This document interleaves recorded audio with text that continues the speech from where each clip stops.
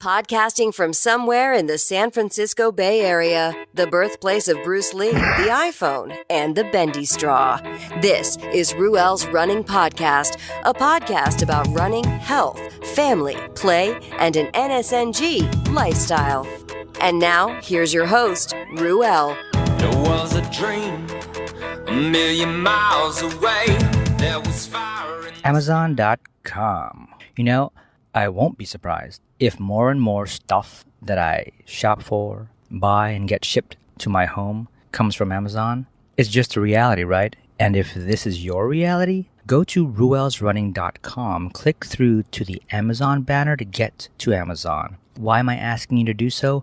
Well, it is a no-cost-to-you way. If you like listening to Ruel's Running Podcast, it is a way that you can help the show out without spending more than you've already spent while shopping at the good folks at Amazon.com.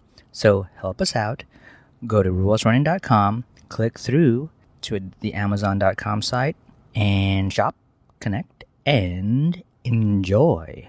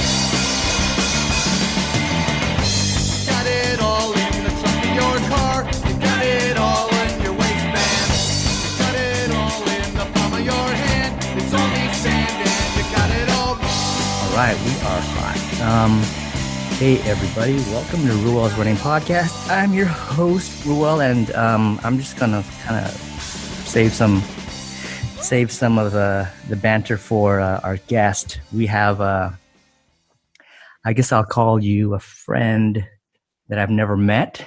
Sure. A brother in the NSNG community. Yes. Also, we kind of like live around the same side of Northern California. Yeah, we're probably 100 miles, maybe 90 miles from each other. Yeah. About. Right on. So you hear you're hearing Nicky Knobs.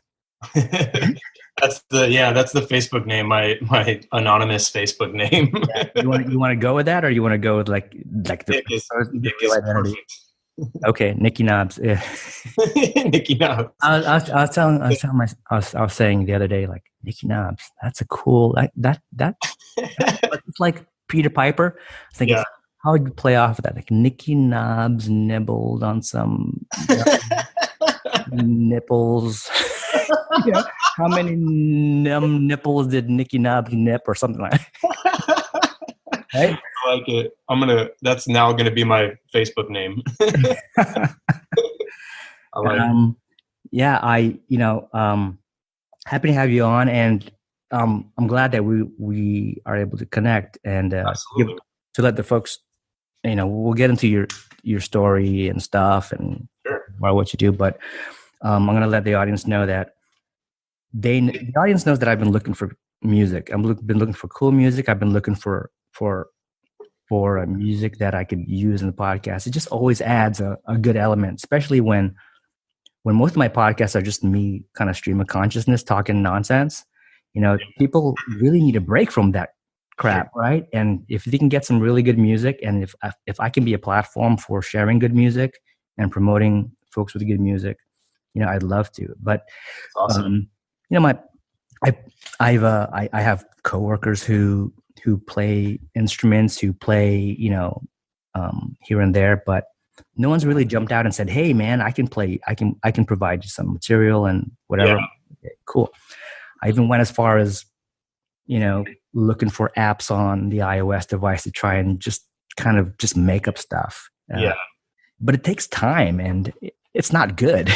Right. So It definitely takes some work. I mean, yeah. So I was on the train, and I was like, I've been connected to Nicky Knobs for quite a while, and I know of, how do I call it your band or say a band? We prefer the term our band. So, It's I don't usually say my band just because I'm not the leader. I'm not it's a team effort. So yeah. I usually, try to say us or the band I'm in, or, you know what I mean? Okay. So there's this band that Nicky is a part of. And, I went on my phone and I started listening to the band's music. And I was like, this really connects with me. Nice. And then I was reading through some of the material online about the band. And the band is, you want to mention your band's name? Dorothy Lane. Yeah. From Martinez, California. That's right. Kentucky. I love it. So I was like reading through Dorothy Lane online and like, this is really cool. There's a band that is playing, that's rocking out, and I'm connecting to the music. I mean, I don't listen to as much music as I used to when I was growing up. You listen to everything. Yeah. And I can't stand to listen to the radio. Yeah. And these days I'm tuning into a podcast because I've just been getting a lot of entertainment that way. Yeah. So then when I flipped on, Dorothy Lane, I'm like, shit, this is stuff that in a way makes me feel like I'm on that journey of when I was younger, and I just kind of trying to make my mark in the world. I don't know if that makes any sense, but I mean, it's definitely a very nice compliment. I appreciate it, dude. Thank you. I read it's alternative punk rock. How else would you describe it? Yeah, I try to call it punk rock and roll. Yeah. I think rock and roll is just the best way to describe it. It's not, if you listen to our very, very early stuff, we put out a demo in 2015, like very quickly because we were going to play a kind of big festival, and we wanted like something to just give away. So we put together these 2 tracks. It was probably like the best 2 songs we could muster up, and literally made a recording in a garage on GarageBand, the free like Apple software, which we actually recorded our EP on. I recorded everything and mixed everything and did all that stuff myself. And those 2 initial songs, one of them is a like true just punk rock kind of Green Day inspired song, and the other one is it's Got It All Wrong is very punk rock and bar chord, very simple. And Candy Wine it's also simple, but it's very like rockabilly with like hard rockabilly solo, and just the drumming is very I forget what my buddy the drummer calls it. He'll say it's like it's the train or the I forget the term he uses, but he has his his drummer lingo that I'm like, oh yeah, it's the rockabilly. The shuffle is like a good that if you listen to the very beginning of Candy Wine, there's the shuffle in the drums, and it's total. It's like I sing Candy Wine, my brother-in-law sings Got It All Wrong, and he comes from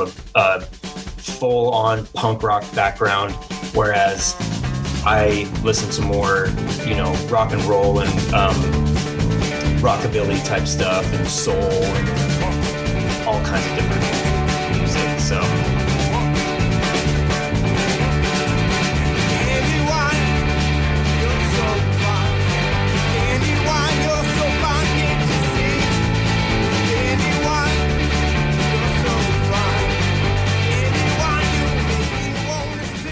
It's fantastic. Thanks, man. When you talk about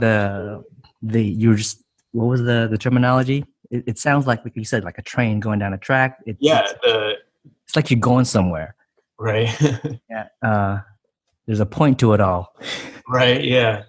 Yeah. It's definitely fun, man. It's therapeutic for me. Like we were just talking off air, but I have 3 kids, man, and I work a full-time job, and my wife works, and it's like the one thing like that kind of keeps me sane. And it's my weekly, some people pay for therapy, some people drink, some people, they need whatever they need. And this is kind of what I need to, every Sunday we have practice, and it kind of resets my week, and it's kind of perfect. So. Wow. I'm envious. You're like, rock star, right? If you want to call me a rock star, then I will take it. First rock star on Rules Running Podcast. Sure. So I was talking about tuning into Dorothy Lane while I was listening to you on the train, and now you're describing going down the tracks with the particular sort of rhythm. Makes a lot of sense. So it was just like recently I hit you up. I'm like, how did I put it? How did I hit you up with? Would you sue me if I played some Dorothy Lane? It's like, hell no. Let's talk, dude. What's up? Yeah.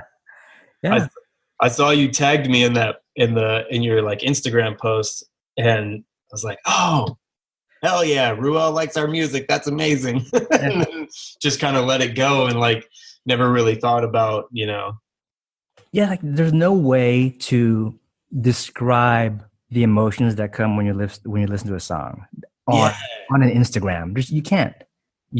Yeah. For an image, you can't. It's not enough to just like, I'm listening to something, but what you feel, it's greater than that. And I definitely felt stuff, and I still do. I mean, I was listening to. I was on Basecamp. Was it Basecamp? Not Basecamp. What's it called? What's it called? Bandcamp. Yeah, Bandcamp. DorothyLane.bandcamp.com. I was listening to the Cut and Dry album. It's all good, man, and it never do I feel like I know you listen to like early U2, right? Like, okay, that's U2 early on, and then later on you hear a lot of like electronic stuff, and I don't know, you guys like stay true. Thank you, man. Sound, and I love that. So why don't you talk more about the band? I know it's not just you, right? It's like no, it is not.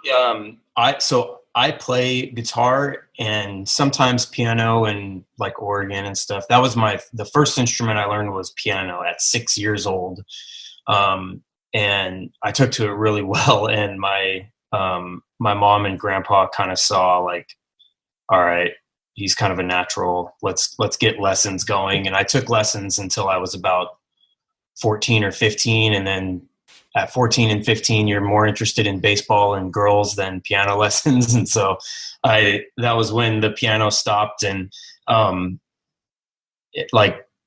once I got older, I got in a band, my former band, and I was playing piano in that band, and then thought, the guitar looks a lot cooler to play. And so I literally just got some old acoustic guitar and sat down with YouTube and figured it out. And then, really? Yeah, I have not taken one lesson or anything. I have recording experience, and one guy that I was recording a demo for him. I said, can you show me just like a chord, any chord? And he's like, yeah, dude, this is A, like put your fingers like this. And I was like, cool, thanks, bro. And that was it. And I just knew one chord, and that was all. And then eventually just kind of watched YouTube and figured it out on YouTube. I think knowing piano and kind of understanding music helps. I think there's definitely something that's just given to me just naturally. My mom is very musically inclined. My dad is an amazing singer. There's just there's all kinds of music in my family. So and my kid, my 7-year-old, is incredible at music, and we catch her figuring out songs on her own. She just she watched Aladdin, and then she's sitting at the piano figuring out a whole new world or whatever the Aladdin song is, and she's playing it on her own. No one showed her anything. She just figures it out, which is kind of what I was doing. And it made me a terrible piano student, because I would learn, I could still play like Scott Joplin stuff, really intricate songs, but I had to really focus on those for a long time because I would get distracted and I'd say, oh, I like the way this sounds. I'm going to write a song I want to play my own stuff really fast and then do that. So it's just, teaching myself guitar took a long time, and I don't consider myself very good at guitar. I can play the songs that I write, but I don't know. I'm good enough. So, but to kind of tell you more about Dorothy Lane, when the other lead singer is my brother-in-law, Lauren. And Lauren met my sister in I think 2007 or 2008. And him and I instantly got along great. And every single family get-together, birthdays, Easter, Christmas, everything, there was a guitar around, and we were playing songs and would play each other's songs. He was in a band and I was in a band, and we would always mess around together and play songs together. And so when my former band fizzled out, I was about to join his band and play piano in Oregon in his band. And they were going to make it a 5-piece.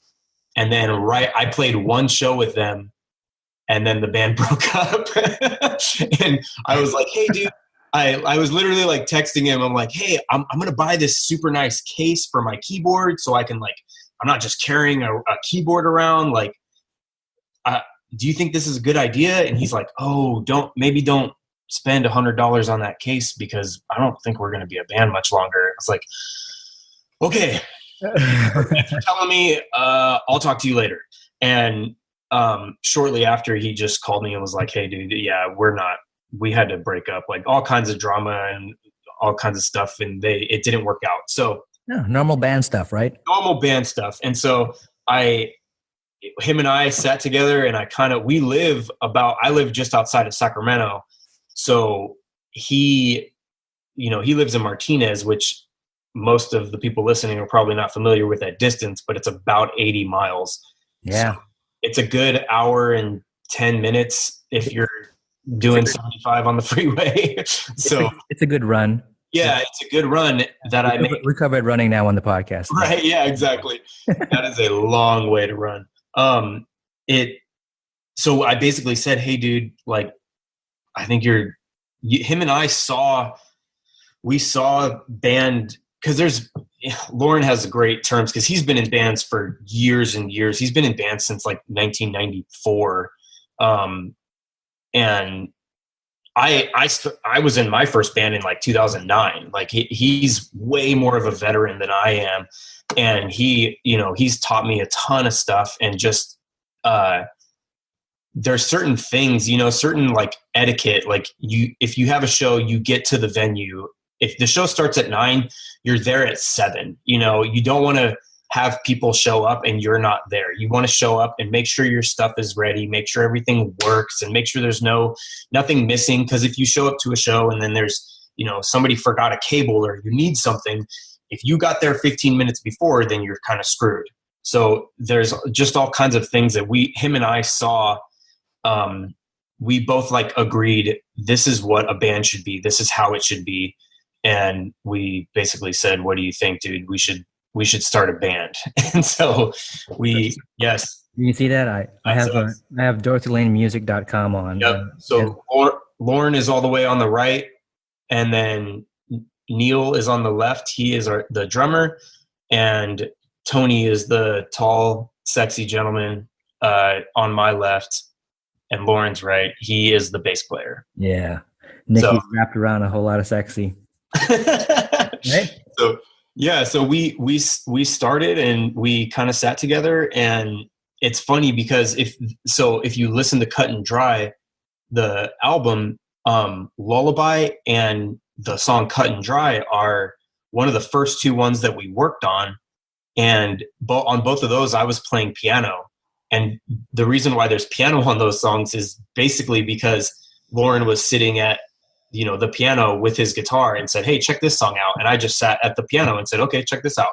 And I played that, that piano riff on both those songs, and they just kind of stayed. And so eventually we decided, no, I'm going to play guitar and sing and do, I think it'd be easier to play guitar and sing. And I did that in my former band. And so I really wanted to play guitar, and I'm a lot better at guitar than I am at piano because I've just been away from it for so long. But it ended up working out great. And it's awesome that we're related because it works out. Having 3 kids and driving an hour and 10 minutes away every Sunday is a giant strain on your family life. If you're leaving 3 kids with your wife and it's like, okay, you're on your own for 5 hours while I go enjoy myself. But my brother-in-law, Lauren, has 2 kids, 2 daughters, and I have 2 daughters. And so it's kind of perfect because they live, 80 miles away, but they still get to see each other every week during band practice. And they get to play and go nuts. And then they get that valuable cousin time that my sister and I had with all of our cousins. So we both kind of understand this is important, developmental stuff for them. They need to be around their family and need to be around their cousins and have that relationship with them that will last forever. And so I love that. That family aspect. And Tony, the bass player, is also my brother-in-law. Tony is marrying my other sister later this year or next year. And so I love that. Yeah. So there's 3 brother-in-laws and then Neil. Neil is our brother from another mother. So. And all the kids got it good because this is just what it is for them. But my wife and I talk about how it would be great if we were closer to like the relatives and stuff. We both have relatives in around Sacramento. Oh, cool. But like you said, it's a stretch. Yeah, definitely. But you guys make it work because everybody's there for the same thing, to create music, and you've got that once a week at least. Yeah. And everyone needs to hook up and, be a family. That's fantastic. Yeah. And it's good because I usually pay my sister back. My poor sister and mom end up watching my 3 maniac kids, and I try to pay her back with sleepover at my house like once a month-ish. So she gets to watch them almost every Sunday, and then once a month I try to take her 2 daughters up here, and it's cool because she drives up where we meet, somewhere in the middle, take her kids, go, they come up for a sleepover at our house, and then Sunday I have practice anyway, so I bring them back down, and there you go. It all kind of works out. So it's been, I have no idea how I would make it work if my family wasn't involved. It would be absolutely impossible. So it's like when my brother-in-law Tony joined, he's actually the 3rd bass player that we've had, and when he officially was like you've been to 5 practices, we're about to do a show, you're in, we were at, I forget what holiday it was, but we're at a family get together, and Tony has his acoustic bass guitar, and we're all the 3 of us now are playing music together and trying to teach Tony all the songs and get him up to speed. And my sister, Tony's future wife, was like, hey, are you going to come hang out with me or what? And my wife kind of looks at my sister and goes, welcome to the club. Like, every time we get together, now they're just going to be out doing Dorothy Lane crap. Like, like, hey, we're opening presents in the living room. Like, the baby's about to open presents, and me and, we're outside recording a video or something, like doing something band related. And my wife's like, it's Easter. It's not Dorothy Lane Day. Like, there has to be some, once we get together, I'm so like, oh, we're all together. Cause we live all so far apart. Like, it's like, cool, we're together. Let's, I got to take something for Instagram or Facebook or do, let's make a video. I don't care. Like, I'm going to take a picture of, Lauren with the guitar, anything. Like, I want to do something. Right. Like, so. Are you the guy in charge of like the social media promo type stuff? by default. Like, I just do it. So I don't mind. I'm usually on it anyway, and I'm fine with, posting pictures on Instagram and stuff and doing it. So I've asked if anyone wants to help or do it, and everyone's kind of just like, yeah, it's fine, like it's good. So sometimes I get the why did you post that picture, like what? I'm like, I don't know, man, sorry, like take it down if we don't like it, like I'll tell you how to take it down, like you guys can undo anything I do. So I don't usually take it personally, but nice. I'm fascinated with I like connecting with folks. I like connecting with you. I like connecting and finding out, what everybody else's world is like, and versus the world of like mine, family man. Right. Busy, but then you've got that whole musical element that I used to play some music in high school, junior high. I was alto sax guy. I was like nice. Concert band, jazz band, marching band type guy. That's cool. Never owned a horn. Always borrowed something. Yeah. And, just let it all go after I was done with school. Yeah. I was able to take some of that talent at that time and join I'm from Guam, and this thing called the Territorial Band. So it's kind of like, the band that represents the island. Yeah. So I spent some time. It was a part-time gig. I had to audition for and get my chair, get my spot in the band. And we would do things like if a cruise ship would roll in to port, we'd be that band by the water, like, right, and go and play something to welcome the people arriving on the island and stuff. Nice. It was fun stuff. And around the holidays, we would play things around the village, the capital village. Yeah. So when you talk about learning music and then spending time growing up playing the piano and then transitioning to guitar, I can only imagine there's that you were just trying to take the guitar and take the piano and bridge what you already knew and how that translated into the guitar. Yeah. It was definitely a easy transition. A lot of guitar playing, everyone kind of focuses on the left hand, the hand that's actually on the frets. Yeah. A lot of it is actually the right hand. The rhythm is just as hard, if not harder, to teach. Like I've noticed some people, hey, can you show me how to play this song, or teach, but can you show my kid anything? Like, and the hardest thing is like I can show them their left hand really fast and say like, this is what you do, set that up. Okay, cool. Now strum like this, and that's one of the harder things to get. And for a lot of people, that's like a lot of beginners, when you're first playing guitar, your right hand is really slow. You're playing really, at like a slower pace. You're strumming very soft. And for me, I think because of the piano, I was able to just instantly play really fast and pick up, okay, this is how that song goes, and instantly understand the strumming pattern without having to hear like, okay, it's down, up, down, down, up, down, up. Like I can just hear it and kind of say, oh, okay, this is what it sounds like to me, and just go. And it definitely, it was an easy transition. I think the piano absolutely helped. I usually tell people when they say like, oh, I'm going to put my, 7-year-old in guitar lessons. I'm like, just buy a crappy Casio keyboard and do piano instead. Cause that's what I learned on, but some probably $60 keyboard back in the day. So yeah.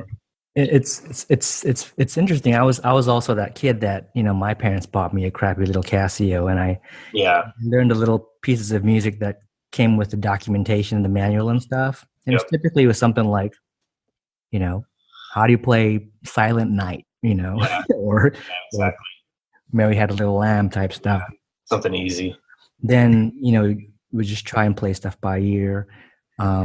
But was never really good at it. I had a younger cousin who was taking piano lessons. Yeah. And, they had a piano, and it was when I had the moment, the time, I would try to bridge what I knew about music because of the saxophone and learn how to play the piano. Yeah. And, that was long ago. Till this day, I could play maybe 2 or 3 things on the piano where I'm using, both hands and not just kind of like picking at stuff. Right. And now my kid, he's got his own portable keyboard, and he's playing stuff by ear. And some of these things that I've done, but he's got to find his own path to tinkering with it. Yeah. Right now, his thing is taking video game music, remembering that stuff, and it's kind of, do you use the word intricate? To me, that stuff is pretty intricate, and he's figuring it out. And it'll be interesting to see if where he goes with it, if he goes anywhere with it. Yeah, you just have to try to keep him interested. And I've given people advice, like somebody wanted their 13-year-old to learn guitar, and he's like, I'm trying to teach him like all this jazz and all this kind of cool stuff. And I was like, honestly, dude, like, what is he into? What kind of music does he like? And he's like, oh, he likes rap. I'm like, then buy him a keyboard and teach him how to make beats like that. I started off, my first musical experience was making beats on a program, because I grew up just loving hip hop, and like where I lived, nobody really listened to Nirvana. It wasn't, I grew up in kind of a neighborhood where just hip hop was the thing. Like I grew up listening to Tupac and Bone Thugs and all that kind of stuff. And that was what I liked, and that was what I wanted to do. So when I was learning piano, I would say, oh, I really like this. And then I would make a little loop.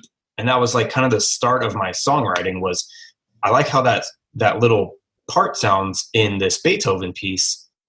I'm going to play that over and over again, just that one little sample, and play that over and over again. And the first time I got a program, like somebody was like, hey dude, you can just like buy this computer program and then there's this thing called MIDI. It's really cool. You can do this. And I figured it out and was like, oh my God. And I just had like the world at my fingertips, and I totally started. It's when I kind of understood like the sequence of a song, like there's the verse, chorus, bridge, whatever. Right. And that was like my first, dive into music making, and it was hip hop. And now, if you listen to Dorothy Lane, it's the furthest thing from hip hop, there's nothing hip hop about it, but that was that was my beginning. That was my first, that was me in 2005 thinking that, I was going to make a living off of running a studio. And that was my first hope and dream, was to be a studio engineer. And then kind of realized that it was kind of a harder gig and needed something with benefits. And so I went that route instead. It's all good. It's, I know, you're talking about the sort of that process of sampling basically, right? And and producing music. And I did this thing for this other podcast that I'm trying to develop. You're familiar with, that Depeche Mode song "Personal Jesus"? No, I don't. You're let's see. Who's what's his name? Johnny Cash did a version of it. Oh, okay. And I have to look it up. But I sampled like the intro part for a few seconds, and then I used GarageBand to change the sound. You know how you can do that, right? Yeah. And then I was thinking, okay, I could use this as an intro for the podcast, but that type of stuff of just listening for a sound that you really feel, and then trying to find a way to use it for something. It's just fun. It's that creative part of that creative process is really it's really a good thing. That's cool, man. It is. It's definitely fun where you can start out with absolutely nothing and you just create this sound and this. I always kind of think to myself after like writing a song, like, how has that never? Yeah. How have I never heard this before? Or how have I never? There are times where like I write a song and then I'll pitch it to a friend or Lauren or a bandmate, and then they're like, "Bro, that's a Jack White song. Like that's this song, And like I had that happen actually in my old band where we were working on a song for a long, long time and had recorded it and done everything. And then Jack White releases it was a White Stripes album. They put out a White Stripes album, and one of the songs on there sounded exactly like our song. I was like, all right, well, there you go. Like now we stole that song from Jack White, and that's, it's not a, it wasn't a super intricate melody or anything. It was just like a pentatonic E minor scale. It's not anything magical, but he stole it from somebody else. Exactly. We stole it. We both stole it from, some blues guy back in the 1940s, right? Like everybody, there hasn't been much, it's kind of like every path has already been paved, and there's it's, if you're going to pave a new path, you have a uphill battle to, I think that's where these like EDM guys come in, and I'm not a big fan of any of that, but they are creating something that's brand new, and that's something that's not easy to do. So yeah, my 9-year-old, he'll play some music that's off of a video game, or he'll find it, he'll ask Alexa, play the intro to such and such video game or something. Yeah. And I'll listen to it. I'm thinking, dude, that's basically, what is it? Forever Young by Alphaville or something. Yeah, exactly. I'll get on my phone and I'll YouTube and I'll try and find the music. I'm like, listen. It's the same song, but just, with slight variation. Yeah.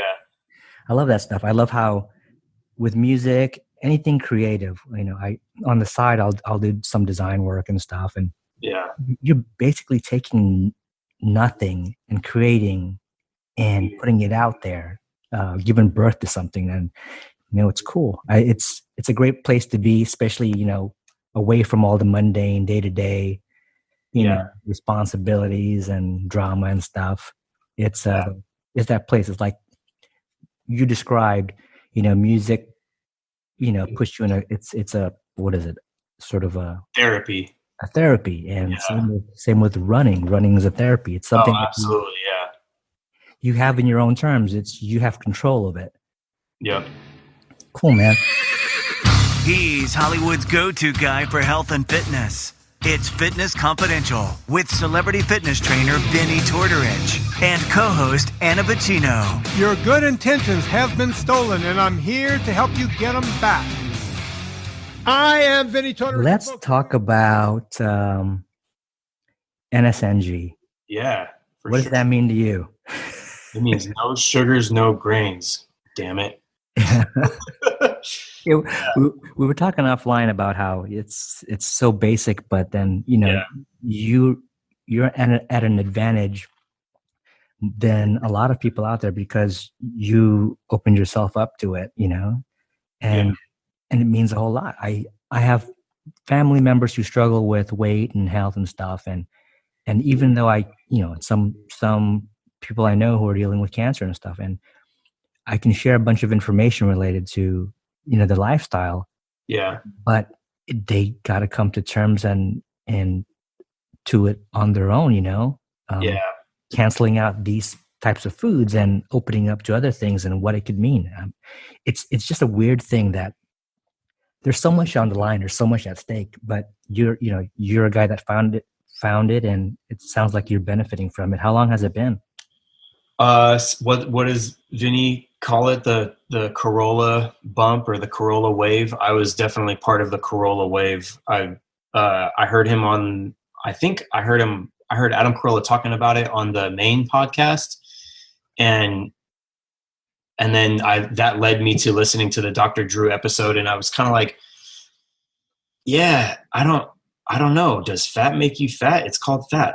I guess. I don't know. Like everyone they talk about the guy, that ate bacon and eggs every day and died, at 56 of a heart attack. And like, I don't know, like sounds right to me. Like you just go off what everybody kind of says. And I just kind of went with it. And like when I heard him saying on Adam Carolla, I was like, okay, well, I'm super uncomfortable all the time.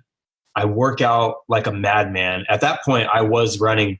I max out at 5 miles. I don't see the point in running farther than 5 miles. No offense, but no. That's all. That's. Weirdly enough, I will ride a bike for 80 miles, but I'll run for 5. I don't know why. I totally see the point. I think I'm just not good enough to run as long as you guys. But do you ride your bike with that guitar back there strapped behind your back? Yes, I do. It's always with me, no matter what. But at that time I think it was like October of 2015 when that happened. And I was just uncomfortable all the time and didn't, I didn't understand why I could work out every single day for like an hour and a half and still not have a six pack or not look the way I used to look. And heard him and was like, well, what do I got to lose? Like, I'll just try it. Like, okay, like I'll buy heavy cream and I'll, maybe get a burrito bowl instead of a burrito. And I didn't even go like 100%. I didn't go 100% for like 2 years, and I still lost like 50 pounds. Like I went from like 220 to about 180, and that was maybe over like a year and a half ish. I should have done a better job documenting it. And I don't really even have like before and after pictures, because that first month I was like, okay, I'm going to try this. And in a month I lost 10 pounds. I was like, oh, that's crazy. Like, that's kind of wild. And then it plateaued. And then again, like 10 pounds would go off, and then I would plateau. And then, maybe for like 3 weeks or whatever. And again, I would plateau and then lose a bunch of weight. And it was like little things, like I would listen to the podcast and he'd be like, don't have a banana. Like, a banana is just a ton of sugar. Like, don't. I'm like, oh, damn it. I've been putting bananas in these smoothies after the gym. All right, fine. Like, axe the banana, and then boom, lost a bunch more weight. And like little things like that, where like you slowly gain more and more information to the point where now, like, people who know me and have known me for years remember Fat Nick, and as I like to call him. And that's the other handle. Right. Yeah. Nicky Knobs, there was Fat Nick. Fat Nick. Right. So like I'll tell those friends, like, yeah, man, whatever you want, like, just ask me any questions. Like, you can ask me whatever you want. Like, I'll text me and I'll tell you, so I'll get like a question like, hey dude, can I, like, what should I use to put, to grease my pan? Like, can I use like canola oil, or what should I use? I'm like, no, dude, don't touch canola oil. Use olive oil, or use this, or, just use butter. Use flat out butter. Like, it's fine.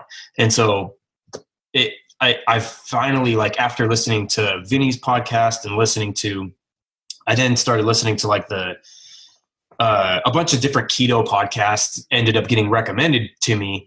And so now I feel like I kind of have enough knowledge to where I can keep myself at a weight. Like right now I like linger around 185, and I'm happy at 185, and it's fine, and I feel good, and I can do stuff. I'm not, I don't gas out easily. And so it's okay. But it was like a long journey, man. And it's hard, cause you get, especially at like work and stuff. Like if everybody's not on the same page, like people, there's, oh, look at that. There's a giant box of donuts in the break room. Like there's cake. Like it's what's his name's birthday. Like let's all have cake. And I'm kind of just like the jerk that's like, oh yeah, bro, happy birthday. I don't want any of your cake. Like, sorry, man. I sit at the beginning of work every day. At the beginning of work, we have a meeting, and I sit there with a salad. And it's funny because I get made fun of, like, oh, look at your freaking rabbit diet. Like, that thing needs some meat. And I'm like, what are you talking about, bro? There's chicken and tri-tip in this salad. I don't know where you're coming from. Like, why would I have a salad without meat in it? But that's, it's funny because you get that from people like, whoa, like, oh, you're so healthy, you're eating salad. It's like, yeah, dude, but I can eat this salad at 2:00 and then not be hungry the rest of the day, So yeah, salads, man. I can appreciate salad, and I was big on salads, but then the thing I don't like about salads is when I go to work. Yeah. then people just like, I'm going to go get salad. And it feels like they're apologizing to themselves because at some point, maybe over the weekend, they ate stuff that they really enjoyed. Now they're subjecting themselves to sort of this dietary, I don't know, that area between heaven and hell. Yeah, exactly right. It's like this purgatory. Yeah, it's like punishment. Why would you do that? Yeah, no, dude, I love my salads. Like it's amazing, and I don't know. Everyone's kind of like, oh, you still trying to lose weight or what? I'm like, no, dude, this is hella good. I like it. So it's just that's it, man. It's easy. I can take it with me. It's Yeah, I'm glad that we're having this part of the conversation because I don't have that many guests on, and I don't tend to talk about NSNG and my journey that often because if I figure if I've spoken about it before, why would I want to talk about it again and totally. That broken record? So I like hearing somebody else's story, and we get that a lot in the Facebook group. People really excited, and everyone's approaching it at a different point in time. The way I see it is like there's people who are like freshmen in the lifestyle, then sophomores, juniors, and then beyond. And usually it's those freshmen that are like still struggling with the withdrawal and stuff, and they're kind of like, I need more support, but I'm also out of my mind because I've got like the keto flu going on. Yeah, and I almost feel bad, and I had to like go back and like I got to a point, and I feel like a total jerk saying this, but there was one point where I was on that group every day, and I remember when Facebook had the groups app, and you could not have Facebook on your phone, but you could have the groups app, and I deleted Facebook and just had the groups app because all I really wanted Facebook for was the Vinny Tortorich group. Yeah. And so now I don't even notice it, and I don't go out of my way to look at it because I've got to that point. And I feel like that's unfair because, there are 21,000 people in that group or whatever. So somebody is going to answer someone's question, but I feel like it's kind of a bad move on my part to not be there. And for that person because I was that person a long time ago that posted, hey, like, what do you guys think about this? Like, I'm super going out of my way and making myself vulnerable to all these people that can, put me down or say anything they want. And everyone is just super cool. And, it's one of the like most positive groups I've ever seen, like where, somebody will post a picture of themselves that lost, 110 pounds or something. And it's just like, she could post anyone could post that on their personal feed and they would get 70 likes, and you post it on this feed and that thing has like 5,000 likes, and everyone just like, and not just likes but comments and support, and it's incredible. It's really cool. And I think that definitely helps with the journey, as you called it. I like that term, but it definitely helps like figure out it helps you get to where you need to go. And I feel like that's where I am now, is like I found my happy place, and I've even got it to where like I work 4 days a week and I have 3 days off. And so I got to this point where like I can pick one day on my weekend and have some beer and go to a Mexican place and just devour the chips. And then like, I have that now, that self-control where it's like, oh, okay, perfect. Now it's Monday and boom, like I'm right back where at the beginning I would think like, oh, Monday is the good day. Like I'm going to be good on Monday. And then someone's like, hey dude, you want to go, like, let's go to this pizza place.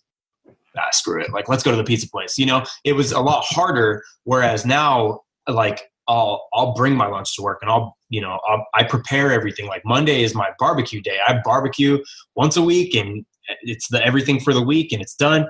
And that way I kind of, I'm set and I brought my food, and then I can, fix everything and be done and ready. And that way I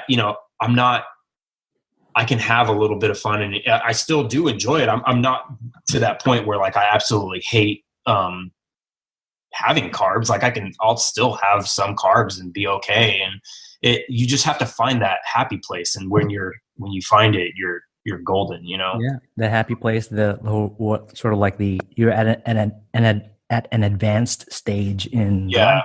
Yeah, exactly. I'm not super strict. There was a time when I was. Yeah. I lost a chunk of weight, and then I put back some weight, but it's nowhere, you know. Yeah. My heaviest +5, as one of those past Vinny podcasts had. He had a doctor on talking about how, you know, on regular diets, people usually lose a chunk of weight and then they gain it back +5. I'm like, that's not me. The relationship with food changes, and you're more aware, you're more intentional, and you know, you're at that advanced stage. Yeah. Man. Yeah, it's really nice kind of finding that zone and getting into it, and then understanding like, okay, like or like I'll tell friends like, nah, dude, I'm not going out anywhere. Like I had a big weekend. that's kind of like it's nice to have that self-control. Like my wife and I laugh because when we were first together, I was visiting her we were visiting her mom, and her mom made just fudge, just like a big, like a little Christmas cookie can. And it was filled with fudge. And I was like, I'm going to eat some fudge. I ate like the majority of that box. And we were talking about it recently. I was like, I feel like I have a lot more self-control. And she was like, do you remember the fudge at my mom's house? Like that was pretty amazing. Like you ate a lot of fudge. Like, and it was just like, who cares? Like, it's just fudge. Like, and it's amazing. So I'm going to eat it. And whereas now, like, we just had Easter, and I'll be like, all right, I'm going to steal some M&Ms from the baby, and then I'm done. Like I had my handful of M&Ms, and then it's okay. Like I can move past it. But there was a certain point where I was like, no, nothing. And I was full on NSNG for like 6 or 7 months. And the reason why was because I was going pretty solid. And then I went to a place and had like a burger and a couple beers, and I felt terrible. And I don't know if maybe I just did too much, or I don't know why, but I felt really bad. And I was like, you know why I felt bad? It's because I had some carbs, and I'm not going to have carbs for a long time. And then my wife and I went to Monterey, and we ate at the pizza place where we had our rehearsal dinner. And I was like, yeah, we can go there. It's okay. It's no big deal. Like I'll find something that's, I'll get some chicken, or I'll get something. Don't worry about it. Let's go. And they didn't have anything. I was like, looks like I'm having pizza. And I had pizza, and I was like, well, if I'm going to have pizza, I'm going to have a beer too. Yeah. And I did, and it was fine. And like my world didn't implode, and I didn't gain back all the weight. And I just like, okay, like I need to find my happy place. And like for Vinny's happy place is never having, any not life in a little, or whatever you know what I mean? He'll never have that stuff. And that's fantastic. That as long as he's happy, that's perfect. But for me, like when I'm super, super strict, I kind of feel isolated, and I feel, I have a ton of friends, and we hang out and do stuff. And like, if I'm playing a show, like, yeah, I'm going to have beer on stage, and I'm going to try to enjoy myself. And I don't know if that's a bad thing. That is what helps me enjoy myself is drinking. But, I don't know. To me, it's kind of finding that happy medium, and just being in a place where like, okay, I'm healthy, and I feel good, and I can, I'm set. So it's awesome. definitely a long journey, but once you get in that zone, you're kind of set. It kind of sounds like you like me to be able to have the opportunity to talk about this journey. Yeah. You could really go on forever, right? Oh, totally, dude. Yeah. So we're going to go wrap it up in pretty quickly. Cool. But what I want to tell folks is that you are listening to Nick Knobs, or Nicky Knobs, formerly Fat Nick. And, the band is Dorothy Lane. You can find Dorothy Lane music at DorothyLaneMusic.com. Yeah, all of our stuff is Dorothy Lane Music. Facebook, Instagram. I think Twitter is Dorothy Lane CA. We don't use Twitter that much though. But yeah, man, DorothyLaneMusic.com has all the links. I'm excited to be able to share, Dorothy Lane Music to the podcast, to folks on the podcast. And I'm hoping that, you're not too disappointed being on a video call with me. No, absolutely not. And if there's an opportunity, we should have that coffee one day when you're back on the East Bay. For sure. I want to get you out to a show. I got to do a show closer to you. Find something to play out there. Yeah. Just you. We'll book a Ruel show. That'd be awesome. We'll just call it "Please Ruel, Come to Our Show," and then that'll be on the flyer. That'll be a single. Please exactly. Come to the show. Exactly. As long as Ruel shows up, then that's fine. We'll just play to Ruel. Right on, man. And love to have you on the podcast again.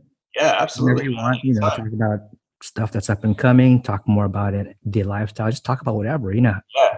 It's totally. Really, now that you've been on it, you know that it's really easy.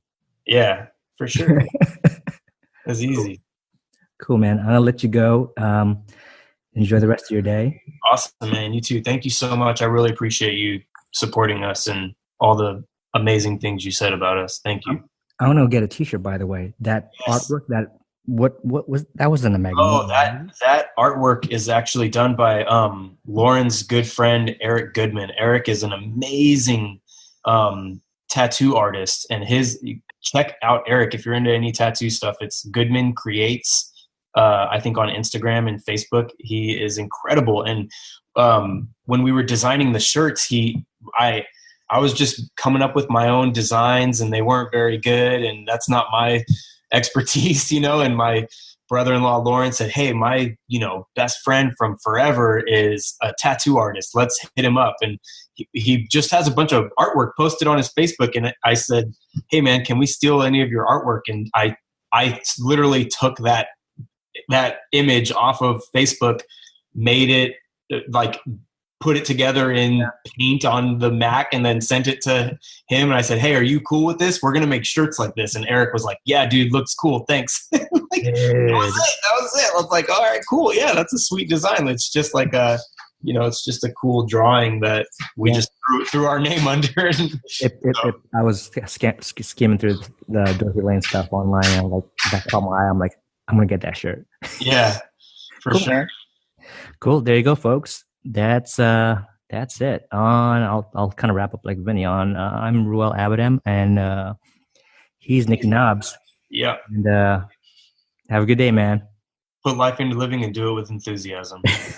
That's right. All right. I'll catch you online. Thanks, man. Take care. Hope you enjoyed that conversation I had with Nicky from Dorothy Lane. Now, just to sort of put a stamp on it, Dorothy Lane is a band out of Martinez, California, and they're how their website, if I remember correctly, describes them as a 4-piece alternative punk rock band. And you should go to DorothyLaneMusic.com. That's their website to find out more about the band, know where to get their music. They've got videos, they've got an online store, a lot of good stuff. The band is awesome. I've been really digging their music a whole lot, and I guess you can say I'm somewhat of a fanboy, but that's okay. And it makes me feel young. I haven't been a band fan in quite some time, But back in my days, you see, I was heavily into bands like The Cure, The Smiths, The Stray Cats, a whole bunch of stuff, and more stuff from like Green Day. So, these guys, Dorothy Lane, they make me feel just as good as when I used to listen to all those other bands, many more, unable to mention, back when I was a little wee lad. Anywho, guys, so enjoy. This one here is Northern Escape. I really, really dig it, and enjoy. This little boy don't stand a chance. You couldn't tell just from a glance. He's one of 6 and mama couldn't care. She just drinks and doesn't know he's there. Delinquent now, no doubt around. Shots are heard, it's just another sound. And now that pipe helps his mind escape. Till the day the boys take him away. I'm getting out of here, I swear. I'd rather be anywhere. There's one way in, but no way out. I'm leaving here without a doubt. Gonna get away, gonna get away. Gonna get away, gotta get away. Gonna get away and get away from this place. Gonna get away, gonna get away. Gonna get away, gotta get away. Gonna get away and make my noise escape.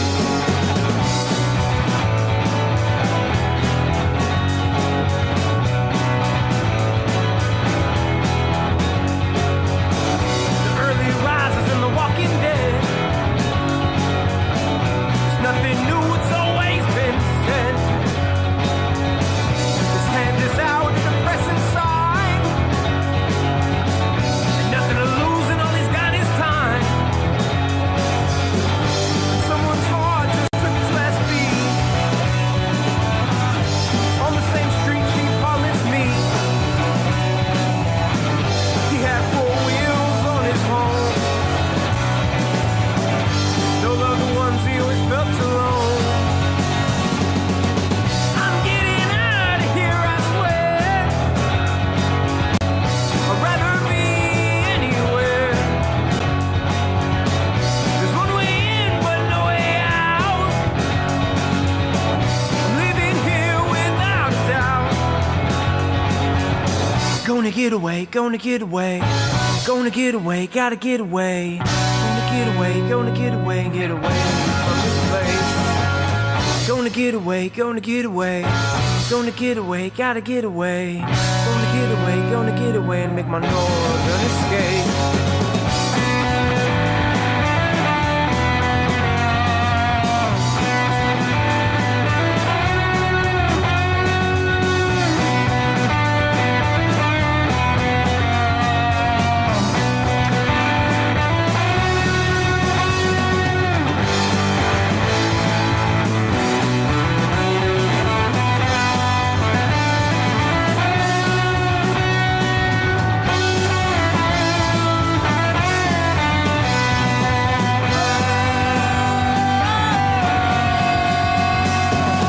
I'm getting out of here, I swear. I'd rather be anywhere. There's one way in, but no way out. I'm leaving here without a doubt. Gonna get away, gonna get away. Gonna get away, gotta get away. Gonna get away and get away from this place. Gonna get away, gonna get away. Gonna get away, gotta get away. Gonna get away and make my noise escape.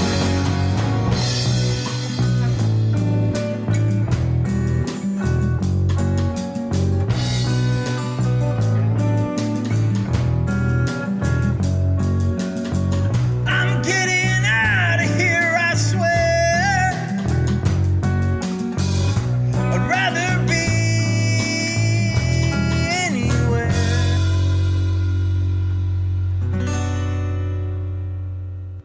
Thanks for listening to Ruel's Running Podcast with Ruel. If you like what you just heard, share it with your friends and your enemies. Also, be sure to check out the site over at ruelsrunning.com. This has been another Coffee with Heavy Cream production. Join us next time for another silly show of Ruel's Running Podcast.